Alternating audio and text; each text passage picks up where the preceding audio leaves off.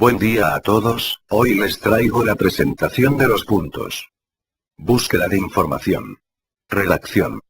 Correcciones y presentación del informe. Búsqueda de información o revisión de la literatura. La revisión de la literatura consiste en detectar, obtener y consultar la bibliografía y otros materiales que pueden ser útiles para los propósitos del estudio, así como en extraer y recopilar la información relevante y necesaria que atañe a nuestro problema de investigación. Esta revisión es selectiva, puesto que generalmente, cada año se publican en diversas partes del mundo cientos de artículos de revistas, libros y otras clases de materiales dentro de las diferentes áreas del conocimiento. A continuación, analizaremos cada una de las actividades que normalmente se realizan como parte de la revisión de la literatura. Detección de la literatura y otros documentos. Danke distingue tres tipos básicos de fuentes de información para llevar a cabo la revisión de la literatura. Fuentes primarias, directas. Constituyen el objetivo de la investigación bibliográfica o revisión de la literatura y proporcionan datos de primera mano.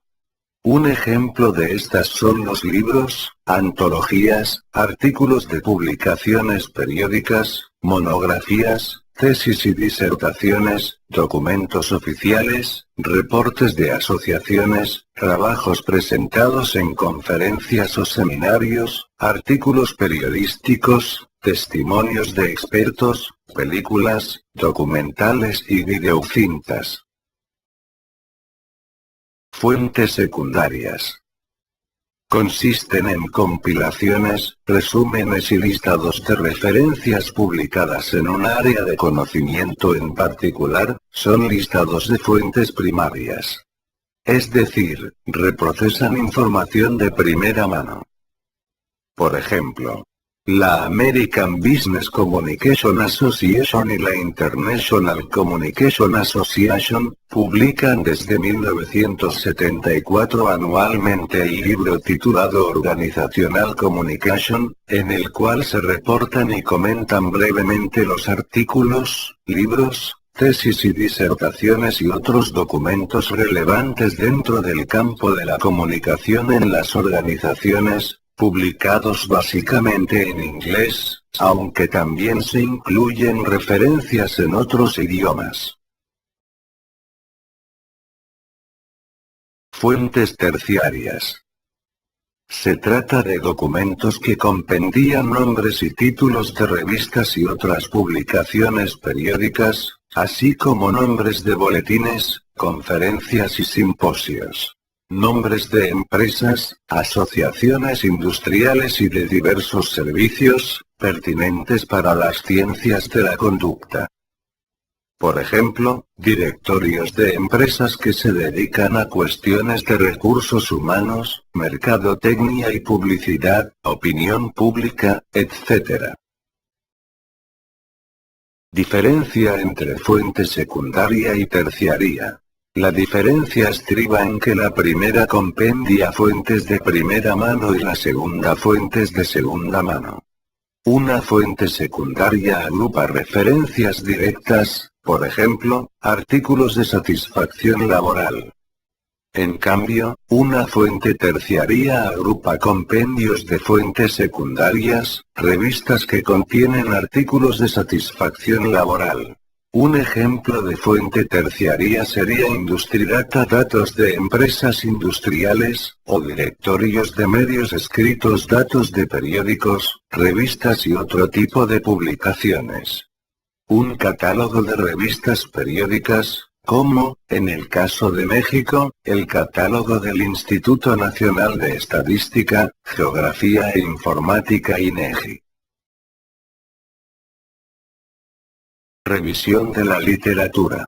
La revisión de la literatura puede iniciarse directamente en el acopio de las fuentes primarias, situación que ocurre cuando el investigador conoce la localización de estas, se encuentra muy bien familiarizado con el campo de estudio, posee información completa sobre los artículos, libros u otros materiales relevantes para su investigación. Sabe dónde se encuentran y cuáles han sido los avances de la disciplina, y tiene acceso a ellas, puede hacer uso de material de bibliotecas, filmotecas, hemerotecas, bancos de datos y servicios de información. La mayoría de las veces es recomendable iniciar la revisión de la literatura consultando a uno o varios expertos en el tema y acudir a fuentes terciarias o secundarias, para de este modo localizar y recopilar las fuentes primarias, que en última instancia son el objetivo de la revisión de la literatura. En resumen, para identificar la literatura que nos interesa y que servirá para elaborar el marco teórico podemos: A. Acudir directamente a las fuentes primarias u originales, cuando se conoce muy bien el área de conocimiento en donde se realiza la revisión de la literatura. B. Acudir a expertos en el área para que orienten la detección de la literatura pertinente y a fuentes secundarias, y así localizar las fuentes primarias, que es la estrategia de detección de referencias más común.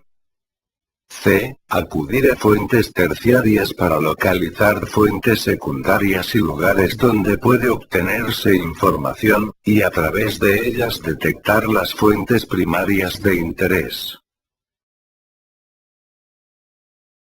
Redacción del informe. La redacción del informe significa darle objetividad a la investigación. A través del informe, comunicamos a los demás lo que nuestra mente fue capaz de crear por medio del método científico. La labor de redacción del informe final implica fundamentalmente en poner orden en nuestro pensamiento y en el lenguaje. No está de más decir, que el arte de escribir no se aprende a través de un manual, sino del cultivo perseverante y esmerado de las buenas lecturas y una práctica constante y cuidadosa de la escritura. Cuando se redacta o escribe algo, en realidad se hace un ejercicio muy amplio que pone en juego muchos elementos que a lo mejor no son conscientes de momento pero que poco a poco se van manifestando. Finalmente, diremos que un escritor encuentra múltiples dificultades para desarrollar su trabajo, pues es un ser humano y como tal, cargado de necesidades y limitaciones que naturalmente influyen en su trabajo. Así pues, redactar el informe es un proceso largo y tedioso que puede acabar con la paciencia de muchos de nosotros. La preparación del manuscrito constituye un laborioso proceso, que puede parecer demasiado arduo, pero las correcciones y revisiones son indispensables para la publicación de un informe valioso. Corrección. Corregir la redacción y la composición, significa primero, avanzar línea por línea, cuidadosamente sin detenerse hasta terminar una unidad como la del capítulo, buscando el dominio de ese pequeño conjunto como tal. En un segundo momento, será fácil mejorar las relaciones entre esta parte y aquellas que la anteceden y suceden. Para esto es necesario corregir las relaciones entre todos los capítulos. Una vez que se haya revisado a fondo un capítulo y sus relaciones, podrá pasarse a otro y así sucesivamente. Algunos recomiendan que algún colega lea el reporte, ya que muchas veces el autor puede pasar por alto cuestiones, dado su extenso contacto con la investigación. Una persona extraña al estudio podría darse cuenta de estos detalles y hacer comentarios con respecto al contenido y al estilo del escrito.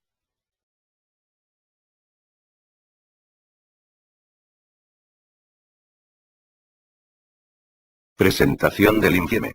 A veces solamente se entrega el reporte publicado y se explica verbalmente, tal es el caso de las tesis, pero en otras ocasiones la entrega del reporte se acompaña de una presentación con diversos apoyos tales como acetatos, gráficas, audiovisuales, vídeos, sistemas computarizados de vídeo y otros más de los cuales pueden disponer los investigadores.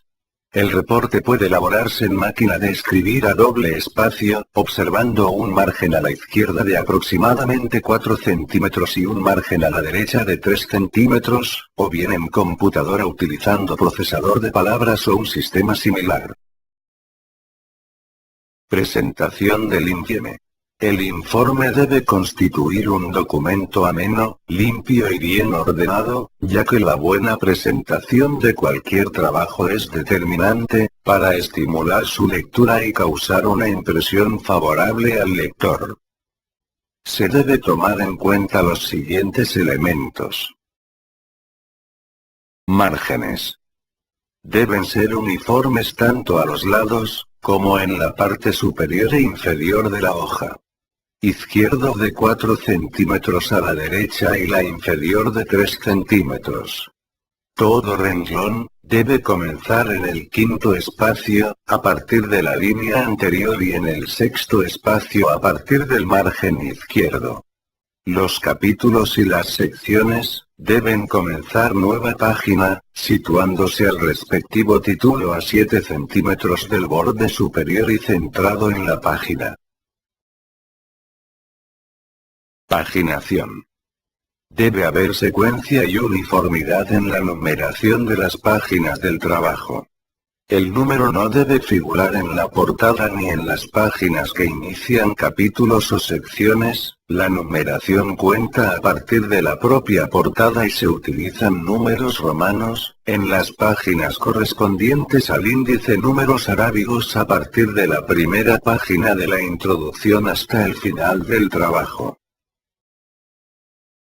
Encabezamiento, títulos y subtítulos.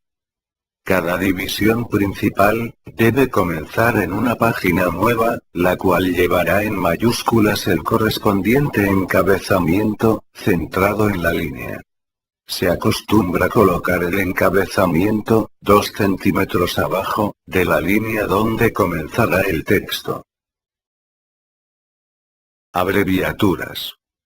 Las abreviaturas ayudan a evitar la repetición forzada de palabras y expresiones más utilizadas en el texto. Es aconsejable emplearlas generalmente, en las notas, tablas, y citas bibliográficas. Gracias por su atención.